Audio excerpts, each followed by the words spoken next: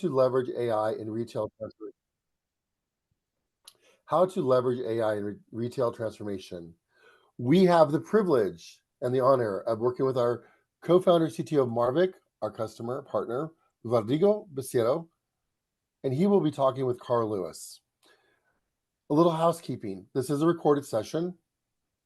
And if you have any questions, please ensure you drop those questions in the Q&A so we can make sure we accurately follow them.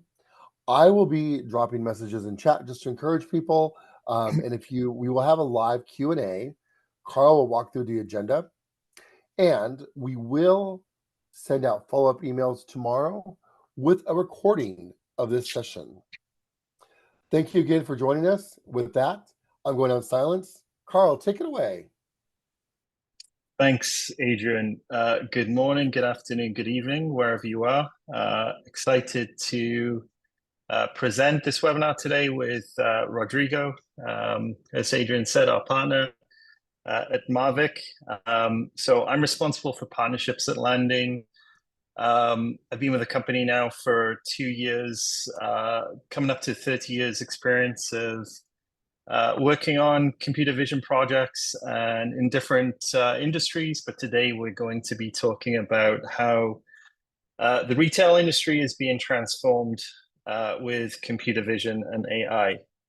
So the agenda we have today is as follows. We're going to do a quick introduction of Landing AI and also Marvik, how we work together, why we formed the partnership. We'll be talking about how computer vision and AI is transforming retail, and it's happened as we speak. And part of that, some of the challenges that we're helping solve are products being placed correctly on retail shelves, working to identify out-of-stock items, and then also answering the question of items priced correctly. And we do this by capturing images, either with a cell phone or fixed cameras or with robots. Working through the previous approach, the limitations with that very manual process. We'll detail how to get started on an application like the one that we'll go through during the session, and some of the results that we had achieved with the specific use case that we will go through.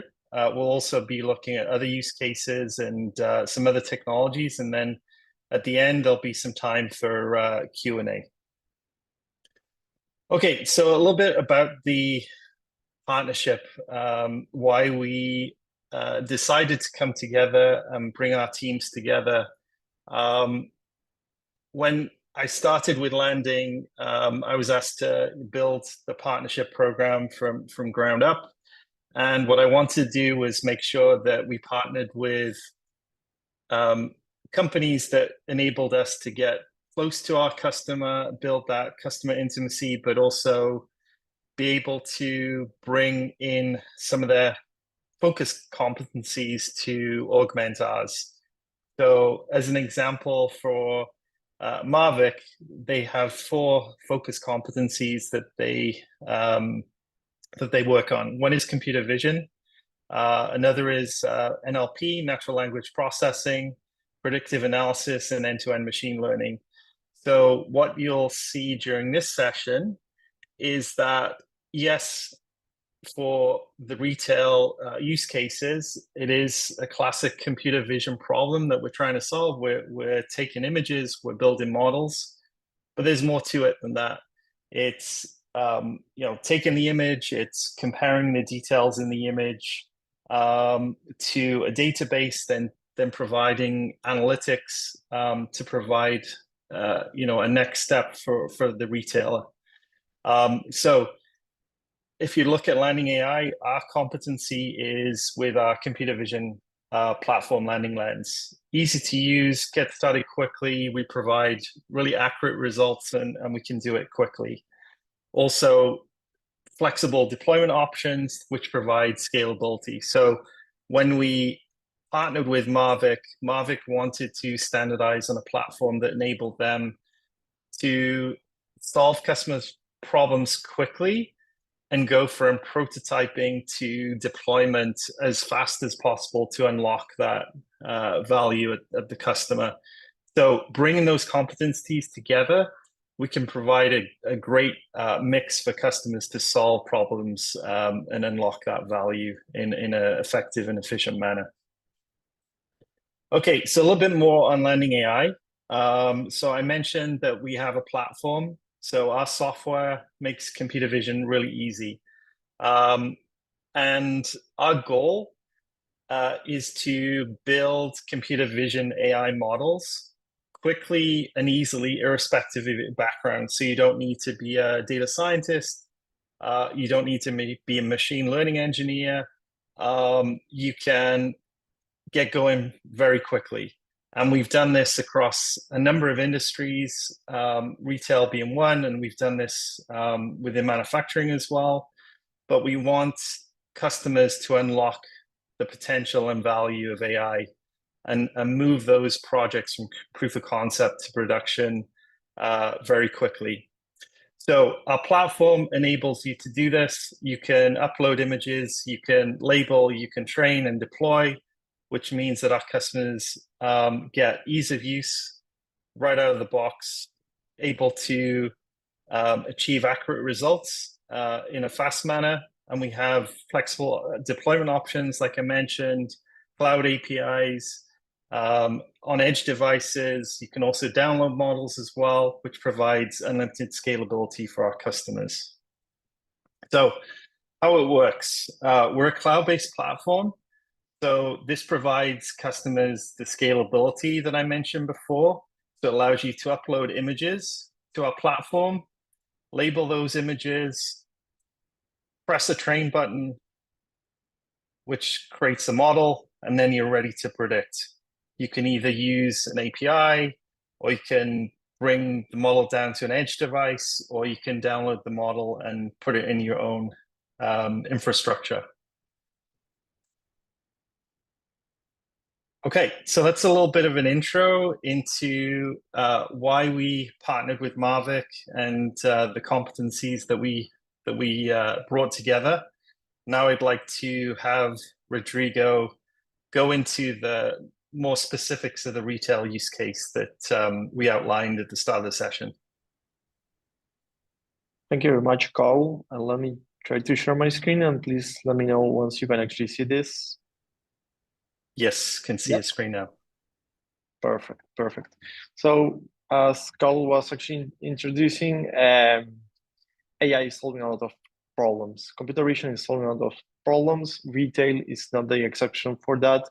What we'll try to do today is try to take a real world application and try to share that knowledge, that experience we face there, hoping that it's useful for you, and happy to help if you need any additional assistance with Landing Lens, with these retail applications or whatever.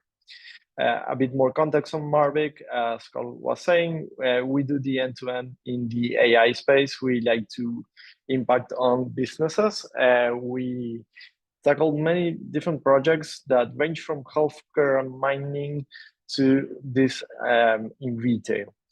And what we'll be talking today is the shelf detection. This is a huge problem for many retailers. Here we actually need to detect the bounding boxes of all of the items in the shelf, classify them, imagine the millions of different SKUs. The SKU is basically an item. We can get into those details in a few seconds. We want to basically identify and count all of them, the supermarket shelves. And some of the challenges that this actually presents is that, first of all, this huge number of products. Then the nature of the business makes that they change the packaging a lot. And changing packaging basically means changing the labels that we need. You need to respond to that in really not too much time. That's a huge issue because we need to retrain models. That's really not that easy to do. We also like to build scalable solutions that we can deploy anywhere in the world. there are many different packages all around the world. If you buy a Coke or a Pepsi or whatever you like in China, it's not the same as buying that in the US or France or Brazil. So we need to account for that. And some of the other challenges is actually capturing all of the necessary information in a single frame. Computer vision, it's easier to process a single frame. We try to do that. We get into the details. We like to have as much pixels as possible. That's a higher resolution. So as to have more information on each of the items, we need to classify. But at the same time, this needs to be feasible from the technical point of view. And the idea is to basically walk you through what we did, try to share some of the knowledge, try to present alternatives if you are facing a similar problem. I'm happy to discuss that. As Carl was saying, we'll have a Q&A at the end, but feel free to start asking questions through the chat. Any of these computer vision problems, whenever we have a new client that has a problem definition like this one, we always start by doing an EDA or exploratory data analysis. That's basically gaining more information of the problem, of the data, distribution, biases, stuff like that. Then we need to build a data set. It's really important to understand what data set you need to build, exactly how. We can discuss that in more detail. We'll benchmark different algorithms. This can be solved by object detection plus classification. This can be solved by image segmentation or instance segmentation, being a bit more accurate, or many other stuff. What model will exactly be using? We'll basically take the model champion that we call the winner from that benchmarking, and we'll try to fine tune that, try to get the best results. And once we have a model, we need to build an end-to-end pipeline. And that's something that's easy to underestimate. There are many challenges to actually deploying this to production. Once you have a model that perhaps it's running in a notebook or whatever you guys like, we need to do a bunch more things. And then, of course, the scaling and retraining. We have POC or we have an MVP, we need to scale that. And once we have solved this problem, there are additional problems in the retail space that we can tackle really easily from that starting point. And you might be a bit more technical, you might be a bit more from the business side. Your takeaway from this is that when you start a new problem, you have really particular data. That's not something that you can actually on many occasions extrapolate from other problems. So your reality will be just yours. You need to really, really understand what you need to label. And this comes from a business definition. So I'm going to take Coke as an example, say Pepsi or say whatever you guys like, Dr. Pepper, it's the same. You need to, for example, understand if all of the Cokes are just going to be Coke or regular Coke, it's going to be different from Diet Coke. If the different volumes of liquid are also mapped to the same class. Understanding all of that, it's really important. You need to, in a way, automate part of this because if you're doing things correctly, you might have a huge data set, and that's not easy to do and can be really time consuming. And some important things, a class doesn't necessarily mean an item. So when we faced this problem, we found that many packages were really, really alike.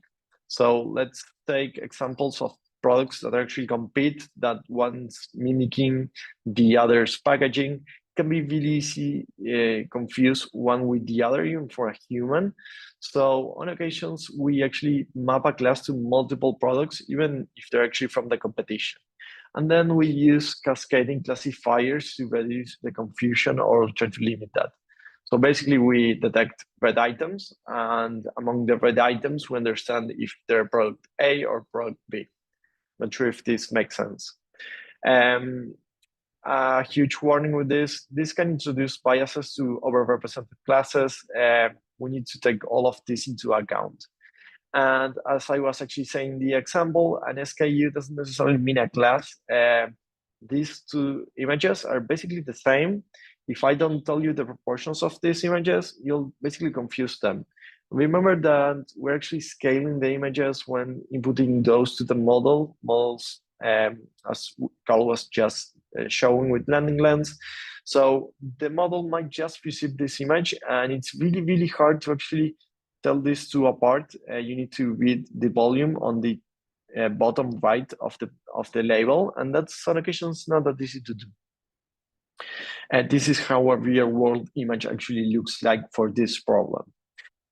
So once you have a problem definition, you did some exploration on the data, you gain some understanding, some insights on that, you need to build the data set. And on any problem that you face in this space, you'll try to most likely look for publicly available data sets. Good news on this problem is that there are some publicly available data sets that we can use that are really, really relevant. This image is actually taken from that data set. Bad problem, commercial license.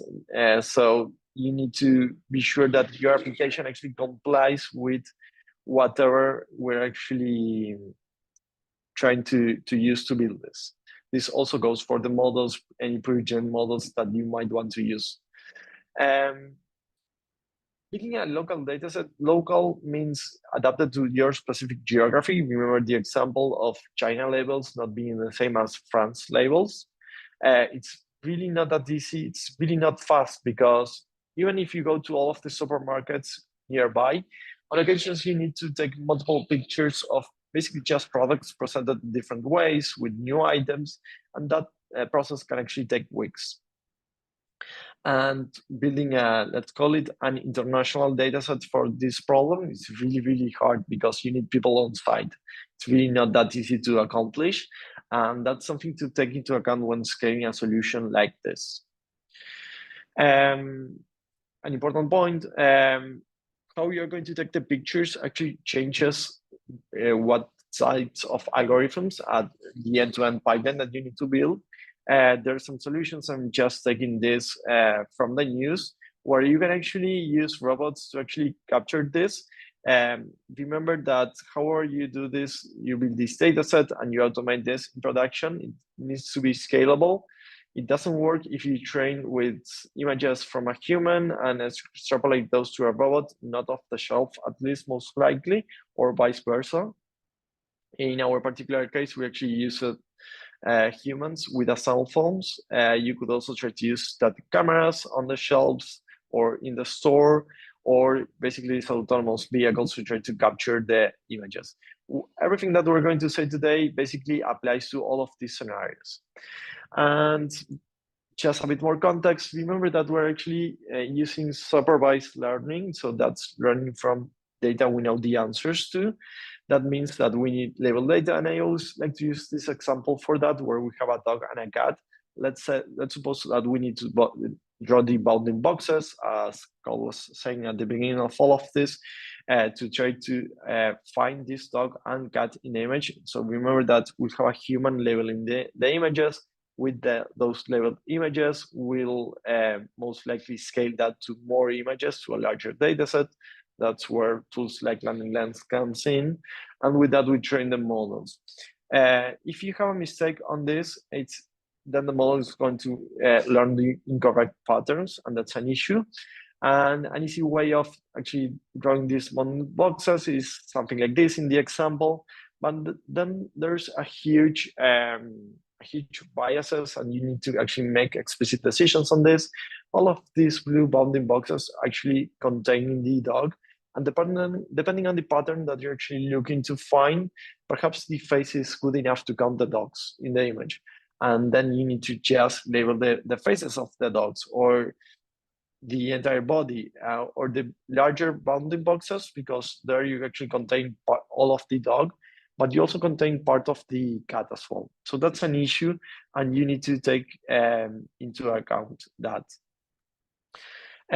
Once you have decided on how to label the data, you need to design the algorithm. And as I was just explaining, we can treat this as an object detection and image classification problem, or as an instant segmentation problem.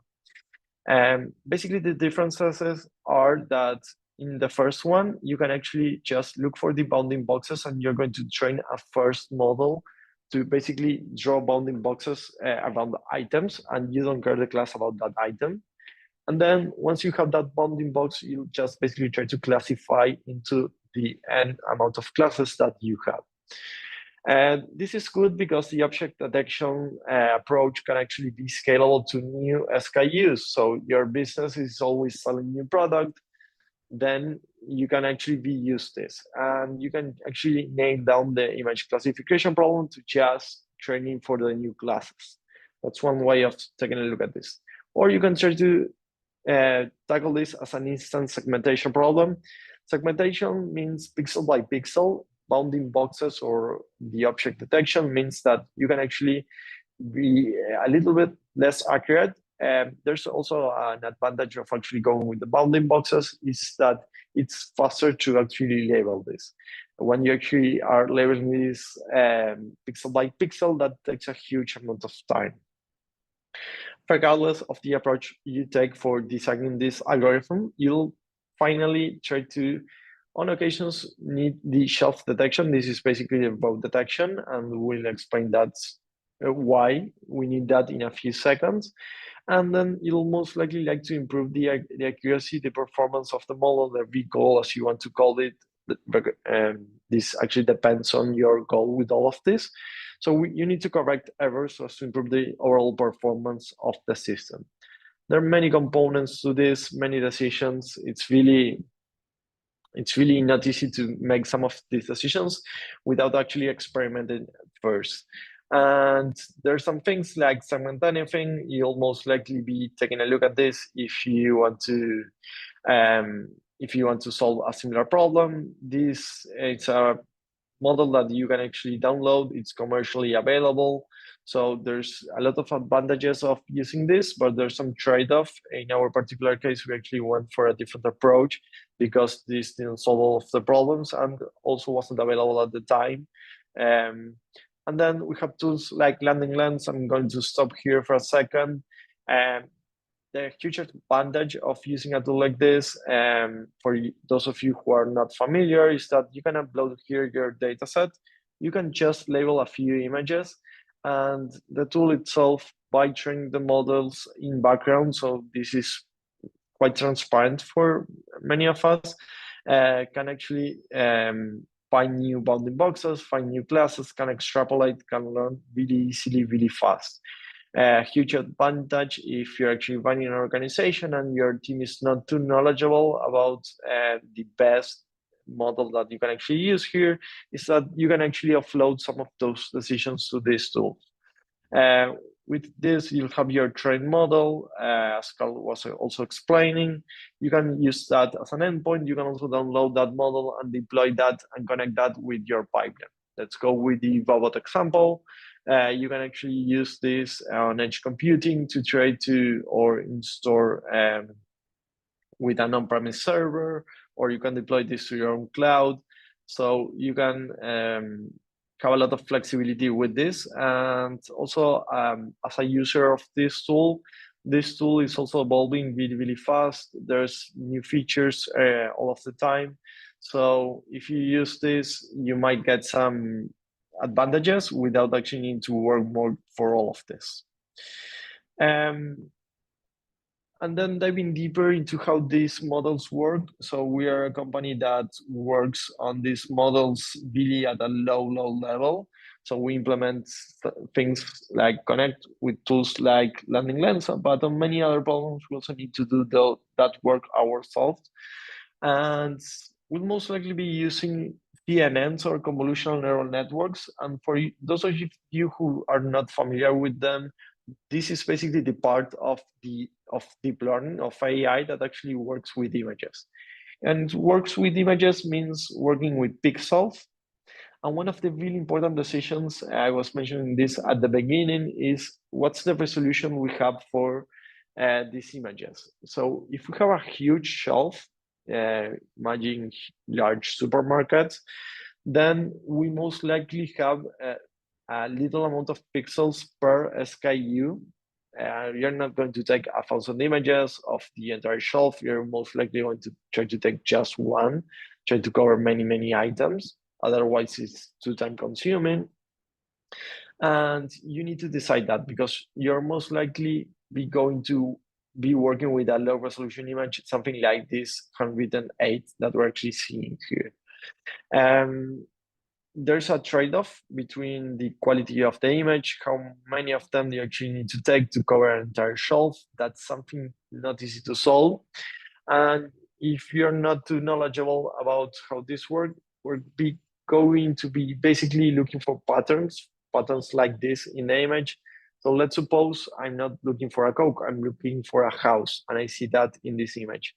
The CNNs are the type of deep neural networks that are going to be looking for the ceiling, that's diagonals, then these vertical lines that are actually the walls, and combining all of that, we're going to draw conclusions if this is a house or it's not a house.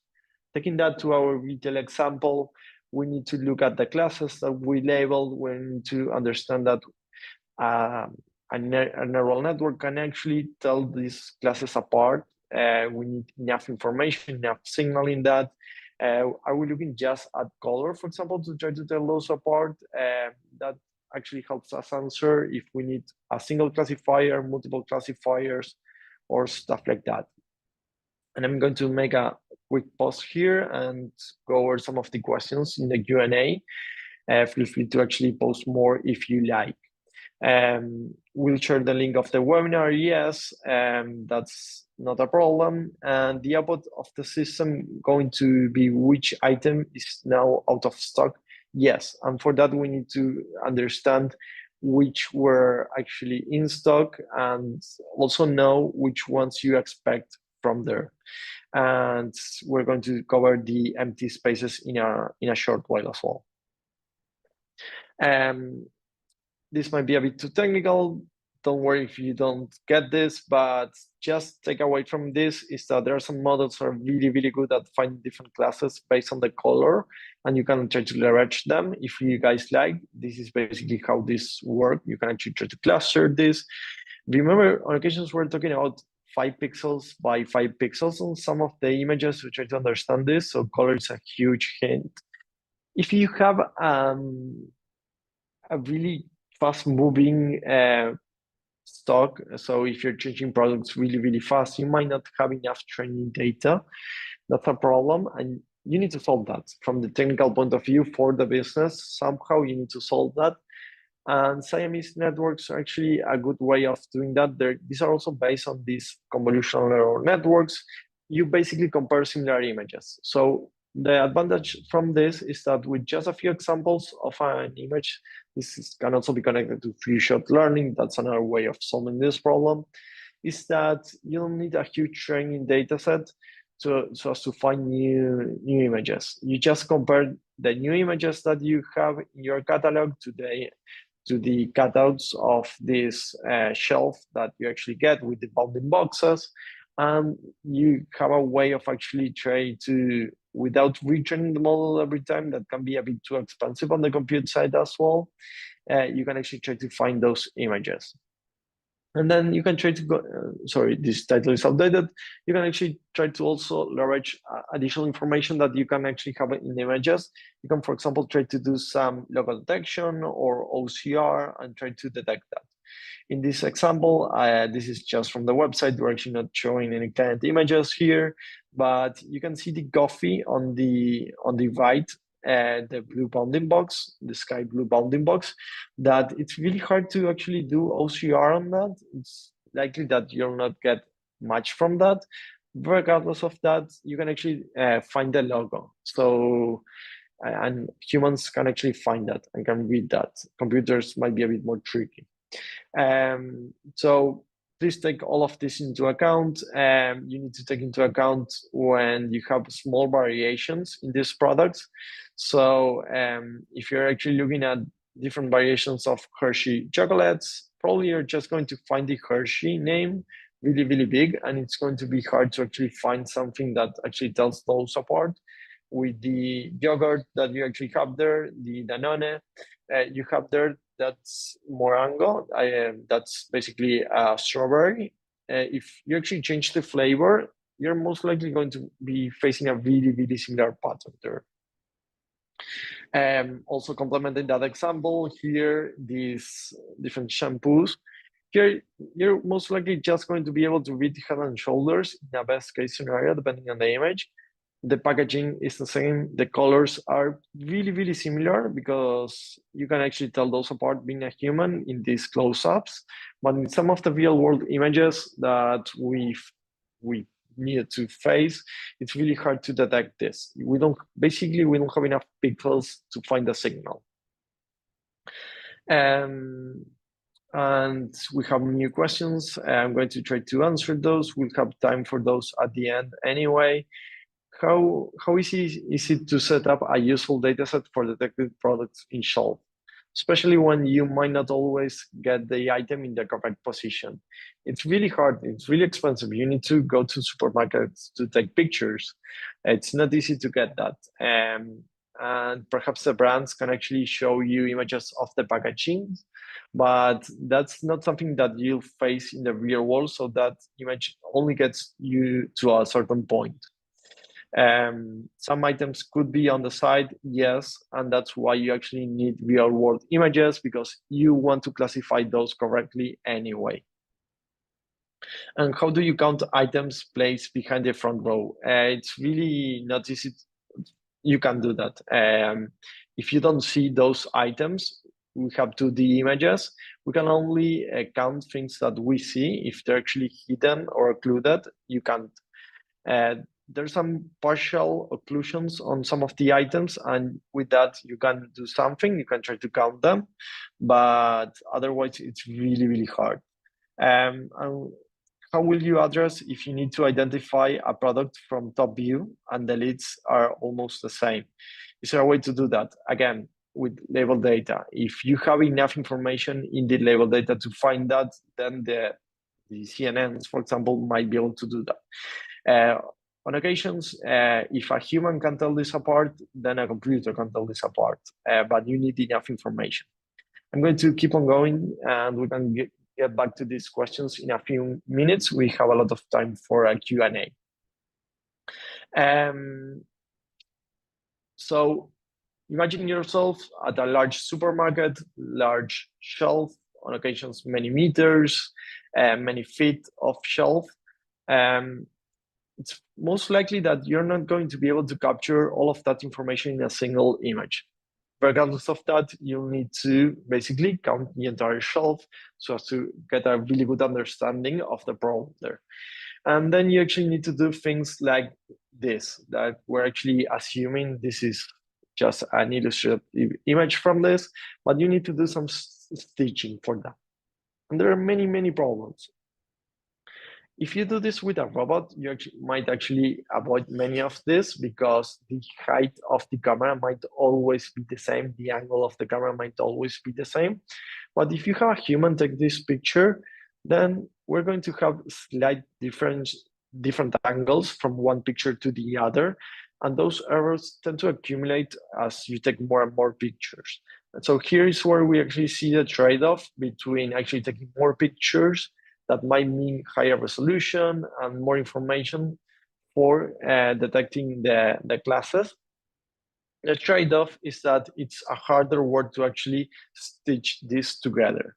And just to illustrate this with an example or try to explain how we're actually doing this, we're using algorithms like SURF, Orbit, or stuff like that. Some were actually really recently released for commercial use and have really good results. We're looking for key points in images that are actually close by and trying to match them to the image on the left or on the right, top or bottom.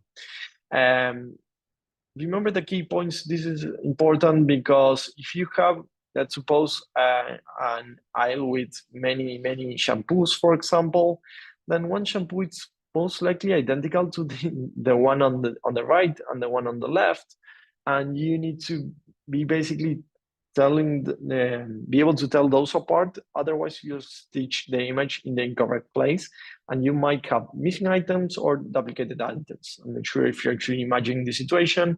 It's really easy to make that mistake. And perhaps this image actually helps illustrate this. With this, it's really hard. Let's only take a look at a column. I'm not sure if you actually see my pointer, but here on the left image, you have a missing space in the third row from the bottom, and you have products that are actually really, really alike. Let's suppose that you cut the image by half there. It's really hard to say if you're actually duplicating that or if that's actually different products. And this is how in real world this stitching actually looks like, right? Good news, many models being released lately. There's a lot of hype in all of this. There's some really state-of-the-art trackers that you can also try to use, especially if you're looking at solving these problems with videos and not just photographs, because that's another alternative. You can use stuff like Go Tracker by Meta. This was released really recently. This is just to showcase the capabilities. Here we're actually tracking the key points. Key points are basically the colors that you're actually seeing on the horse and the rider, and tracking those over the different frames can actually give you a really good idea if you're actually taking a look at new information or old information. And this is also a real-world example of this stitching going not that perfect. Here we're actually making some mistakes on the key point, and here on the bottom there's some workarounds to solve this, where we basically delete the part of the image that we see duplicated, and with that we can actually get much less errors in the end-to-end pipeline. And here, if you're actually seeing, you have some angles in the black spaces. That's because of the change in the perspective of the human actually taking the picture. And you might see some images like the one that I'm actually showing my pointer right now, where you actually have some part of the floor and the ceiling as well. That's part of the image that wasn't taken in the previous picture. These are the mistakes that you avoid if you're actually using a robot for this. Then continuing with all of this, we need to understand the ROI. That's the region of interest. That's where we actually need to look. And if you're looking for specific categories, you might want to delete some others that might actually help you reduce the error. So let's suppose we're actually only looking for dog food in this example. Let's suppose that here in the middle, we know that we have cat food. Then we perhaps want to avoid that because the packaging might be too similar, and this actually depends on the context. This depends on the problem definition that can be untied from the technical solution. And I mentioned something about error correction at the beginning of this presentation. You're going to make mistakes solving this problem. This is never going to be 100% accurate. Even if you have humans counting this, they only make different mistakes, but mistakes at the end of the day counting, you try to minimize them when trying to solve this problem. Here, one of the things you can try to do is to try to use the information from the neighboring items. That's basically, if I'm not too confident on this item being X, and the item on my left and the item on my right are actually of a specific class or a specific SKU, then it actually increases the likelihood of me being from that same class. So that's something that you can try to use. And then you can actually use some fallback mechanisms. As I was saying, the OCR can be really, really good at that. And then we get to these missing items. So once we solve this problem, there are many other problems we can try to solve. Once we have a solution that's good enough to count, detect the brands, the SKUs, and in these images from the shelf, from the supermarket, you can try to find the missing items. And this black bounding box that you're actually seeing, that's a missing item that we're actually seeing in production. This is a real world image, it's completely anonymized. Here, what we're actually using is the dimensions of the items on the left and on the right to try to see if we have enough space. If you're actually looking at a real world supermarket, you have you have items with different proportions. This is basically different width, for example. And if you're actually looking at a product that's incorrectly placed and you're only looking at the side of the product, that might be a problem and it can actually confuse the algorithm. So you need to take into account the average width of the row of the aisle that you're actually taking a look at. so as to find those missing items. And this is basically just information that you draw from the bounding boxes. This is an advantage of using the object detection approach versus the instance segmentation I mentioned at the beginning. And it's also an important thing to mention with this. It can even be subjective to the human when you're actually trying to label this, if you have enough space there to actually put another item.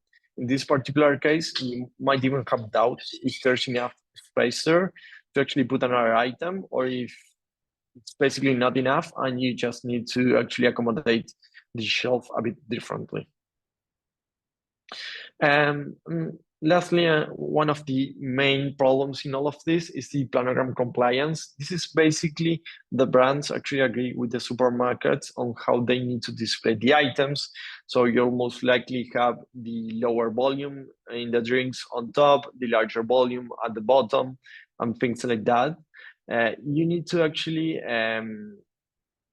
tell the algorithm what you expect from this distribution of the different classes of the different items to be.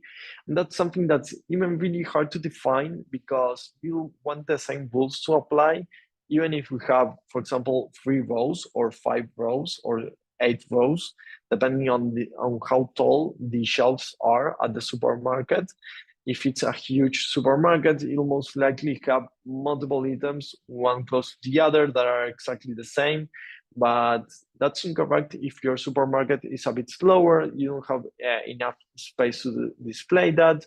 And instead of having 5 consecutive items that are exactly the same, perhaps you want just 2. There are many other rules, for example, avoiding discontinued products, products with incorrect pricing. You can try to beat price tags as well with all of this. If you have enough resolution in the image, that's something not that easy to do. There are many challenges because different countries actually present pricing, discounts, and stuff like that differently. So there are many caveats to that as well. And as a takeaway from this is something that a human can really easily do. Say if you're actually complying with the planogram, because there are many implicit rules that it's really hard to teach to the computer. And you need to have clear rules as to define an algorithm that can actually be followed and can actually be scalable for this. And different number of shelf or space in each shelf, those are basically rows or the columns. If you're actually imagining the bounding boxes here, that can actually make a huge difference. We don't have much time left, so I'm going to be going really fast over this. Hardware and deployment. There are many options to doing this that range from having everything on the cloud and you just connect the cameras to that. This means a huge bandwidth, connectivity issues most likely, a huge bottleneck in this server. You can try to distribute that to edge hardware.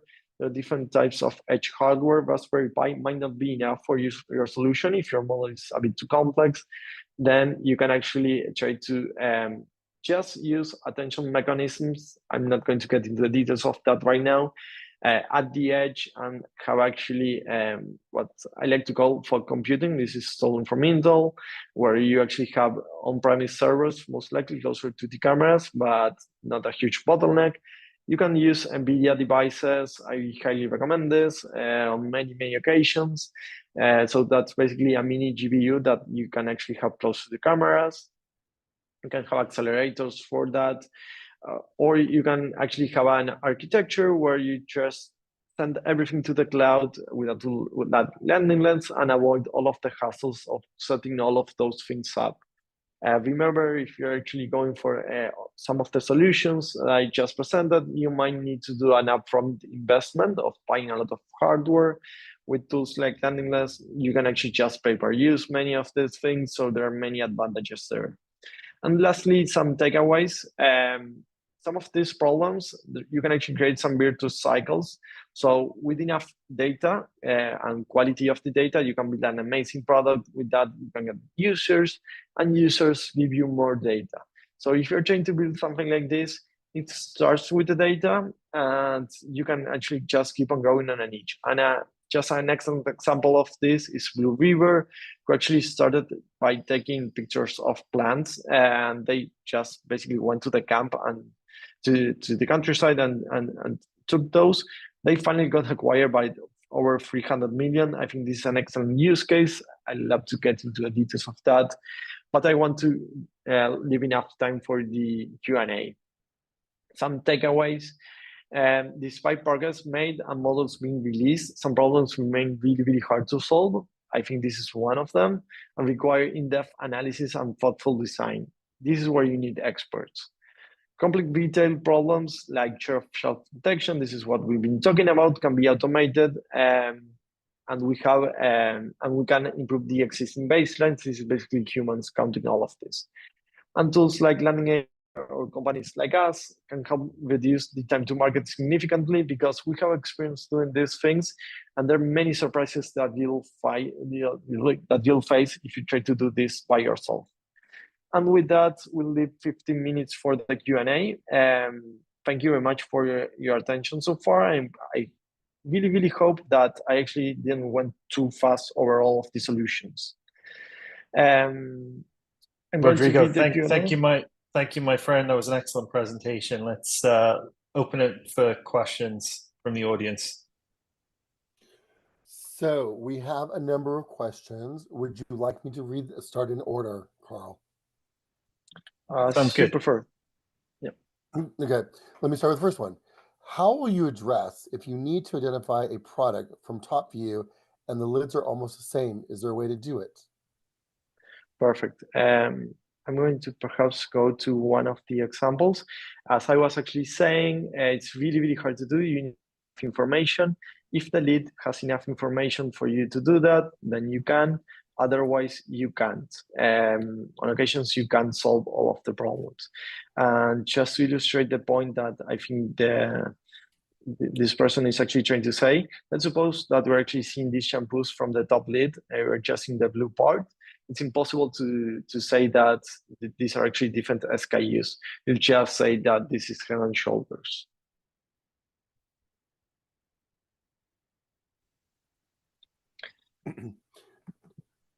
Excellent. Do you want to add anything else to that before I go on to the next question? Yeah, we can go on. Okay. How do you count items placed behind the front row? Again, I try to answer this.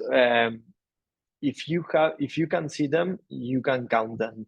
If you can't see them, then you basically don't have enough information. It's not like you have a sonar here that can actually do another type of analysis of the information. You just have a 2D image. It's impossible to see what you don't see in that image. Great. Next one. How do you OCR on metal parts that have the letters wrote on them? Those most of the time are not easy to read even for a human eye. Perfect. And I think the comparison is great.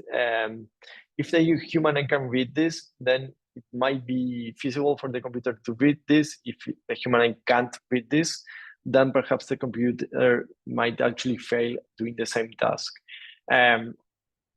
I think it's not from this particular situation, but other occasions where we need to use OCR. There are many tweaks you can try to use doing some feature engineering, basically trying to highlight some of the features in the image, some basic transformations, try black over white or white over black, try to enhance the edges of the solution of the image and stuff like that. It will be great to take a look at those pictures. We can do that right now, but feel free to reach out and we'll try to help you with that. Excellent, thank you. How easily is it to connect this AI to another system? Perfect. So I try to talk about end-to-end pipelines, and end-to-end pipelines on many occasions need integrations with other stuff. In our particular case, we actually ended up connecting to an API from our client so as to store everything in that API. If you think this through, you won't have many issues connecting this with other systems. it's impossible to add business value if you just create something that's an island and you don't connect that to anything. Um, I'm referring to an AI, this AI in the question, to the end-to-end pipeline and not just the model. The model needs a wrapper, needs that error correction I was also talking about, the ROI detection, and many, many other things. So it's really easier than it might actually look like. Excellent. Would it make sense to start requesting an image data set of products from each brand so that you can use it for training a detection algorithm? Someone actually, hold on for 1 second. Sorry about that. Yeah, I get the question. I Great. try to explain this. Yes, that's a really good starting point, but the problem is that the brands will actually send you most likely images taken by photographers, and those have different light conditions. Those are not occluded. Those are not on the side. So it is a starting point that can actually help with this Siamese networks approach I was actually trying to explain, but it will most likely not be enough because for training you need data that's equivalent to what you expect in production. And in production, photographers won't do some Photoshop on the product. And when asking these brands, they most likely do that. Great. Next question. How do you prevent the misprediction caused by customers placing products randomly? Excellent question.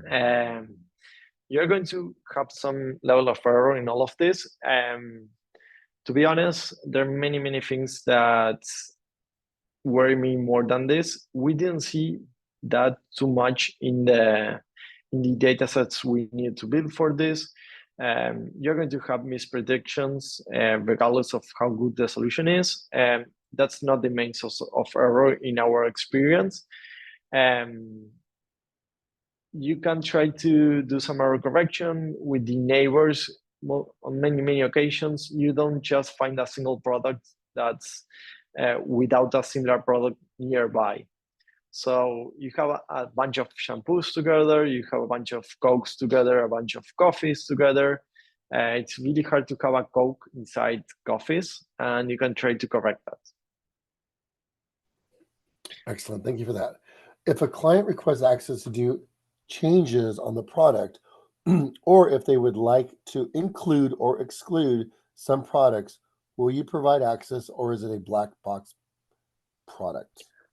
Perfect. A little bit more of what Marvik offers to the market. We offer custom solutions, custom end-to-end solutions. So whenever we have a client, we develop an algorithm that's tailored for them. So if you want to tackle this problem with us, we'll basically give you as much flexibility as we can from the technical point of view. This is not a black box product that you just buy, plug and play. We'll adapt this to whatever you need. We'll connect this to your systems. We'll also comply with whatever business rules you have on your end. That might not be as straightforward to actually take from one client to the other. Great, thank you. Next one. What type of cameras are required for this?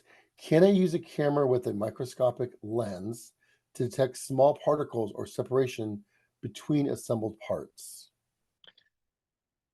I think this might be a bit more oriented to landing lens tool. I can let Carl take this if he wants, but computer vision algorithms don't require any specific cameras. You can treat many different sorts of images, even things that are actually not taken by cameras. You can even use some sort of algorithm to try to take voice into a 2D space. And with that, you can actually use some of the same solutions. A short answer, yes, you can use those cameras. I'm not sure, Carl, if you want to complement with anything. Yeah, thanks, Rodrigo. So one of the strengths of Learning AI is that we're hardware agnostic, and we've deployed projects with lots of different imaging hardware. So generally, the best practice is that we recommend at least 10 pixels across the size of the smallest object or defect that clients wish to detect. So that means selecting the appropriate field of view, make sure there's enough pixels across those individual defects to reliably and robustly detect those kinds of defects every time. So yes, definitely possible. Excellent. Thank you for that, Carl. And I'll open it up to either of you two to answer this one. For retailers interested in adopting computer vision technology, what are the initial steps they should take? Carl, do you want me to take this or do you want to go? Go ahead. Go ahead. I think the really important thing that you need to get right from the get-go is to try to find people to help you with that are knowledgeable about this. It's really important even to hire someone. It can be in-house or outsourced.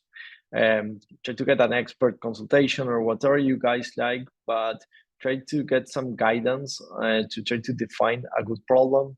It's always great to find a quick win to actually gain more approval inside the company on many occasions. Try to get someone who knows about using AI help you. Otherwise, you're most likely going to invest a lot and most likely fail on many things because we all need to learn from this. It's not easy to actually deploy these solutions. These are actually not traditional software solutions. The risk involved in the project, the prerequisites, you need to build a data set, you need to understand how to do that.